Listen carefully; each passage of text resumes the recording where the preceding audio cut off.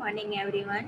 Myself Rayana Urezi, working as a nursing tutor in Knowledge Institute of Nursing, Anand. Today we are going to see about Child Health Nursing Unit 1 Introduction. We will continue with new topic Emerging Challenges in Pediatric Care. So, in today's modern era, due to changing concepts, trends, and attitudes in care of children, the pediatric nurses are facing various challenges in day-to-day life. So, in this now modern area, pediatric nurses are facing various challenges because of new trends, attitudes, and concepts.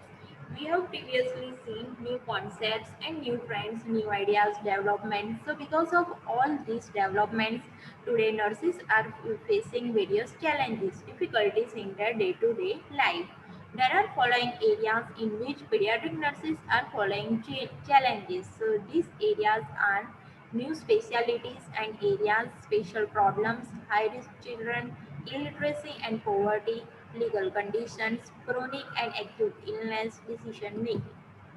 First is new specialties and areas.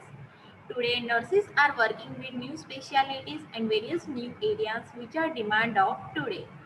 Nowadays, nurses are working in various new specialties areas. Today, in hospitals, many areas are developed. So, nurses are working there. These are pediatric emergencies, super specialties areas, neonatal intensive care units, pediatric intensive care units, etc.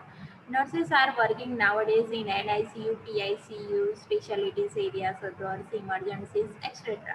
For these new areas, pediatric nurse needs special training and courses. They must be updated with new technological instruments.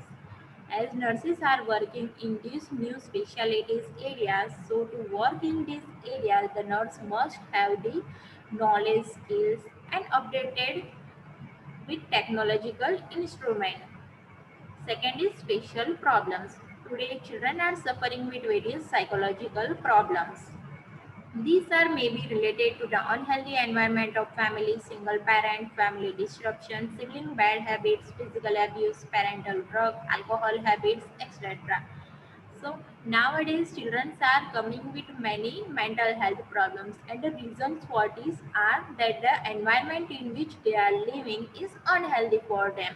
Like they are single parents, so child may be living either with only mother or only with father. So that is single parent and family disruption, quarrel in families, then siblings bad habit. Their cousins or their brothers sisters may have some bad habits of smoking or any other bad habits. Then physical abuse, parental drug, parents may be taking drug, alcohol habits, etc. So because of all this, the child are suffering.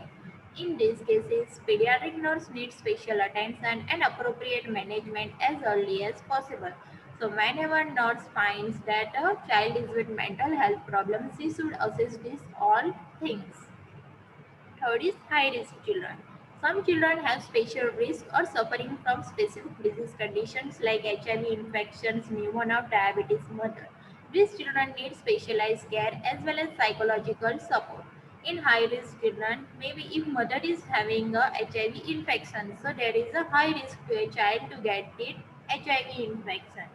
So in such cases, the nurse should provide specialized care as well as psychological, emotional support to the child. Fourth is illiteracy and poverty. These are two major obstacles for the appropriate care of children. Illiteracy and poverty, these are the biggest hurdle in providing the better caring of children. Nurses want to follow the proper management for child, but due to illiteracy and poverty, they are not able to continue the management. Nurses, they want to provide better good care to the child, but this illiteracy and poverty, because of these two reasons, nurses are unable to provide good care to the child. Illiteracy means not proper, no education of family. Then poverty means financially poor. Sometimes parents are not willing to continue due to lack of money. So because of these conditions, where nurses needs kind attention to solve the condition by doing some efforts.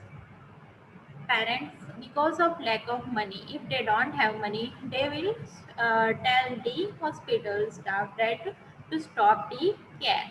So due to lack of money, the parents are not willing to provide care to their child. So if nurse found this thing, then nurses should give attention to the solve the condition. Fifth is legal conditions. There are some legal issues related to consumer protection, etc., negligence, and malpractice. These are great challenges for pediatric nurses in all areas of child care nursing practice.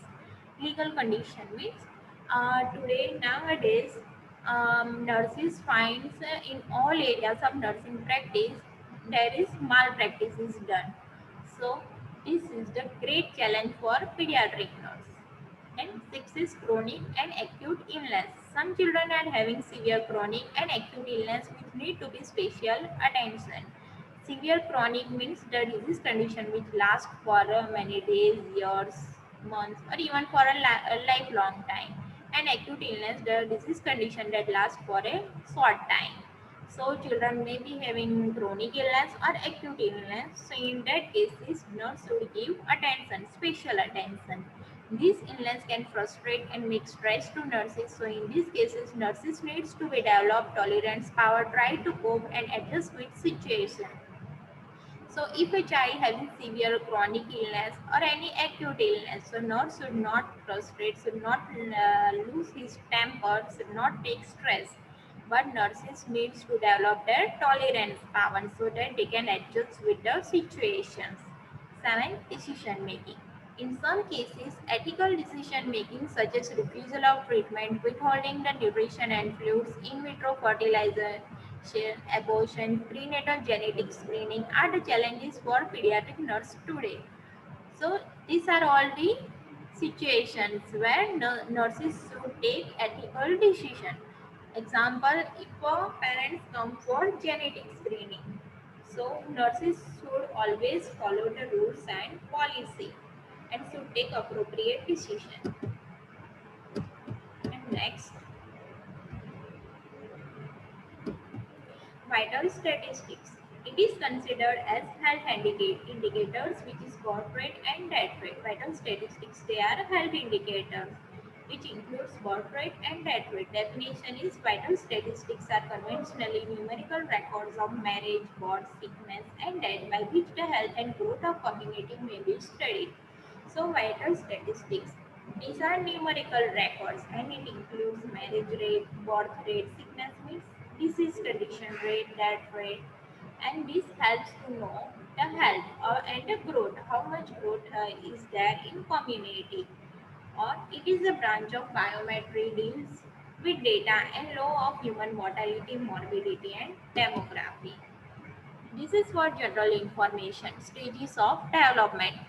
Prenatal period. It starts from conception to birth. Conception means the period where the ovum gets fertilized by sperm. So from that period to birth, that period is called as prenatal period.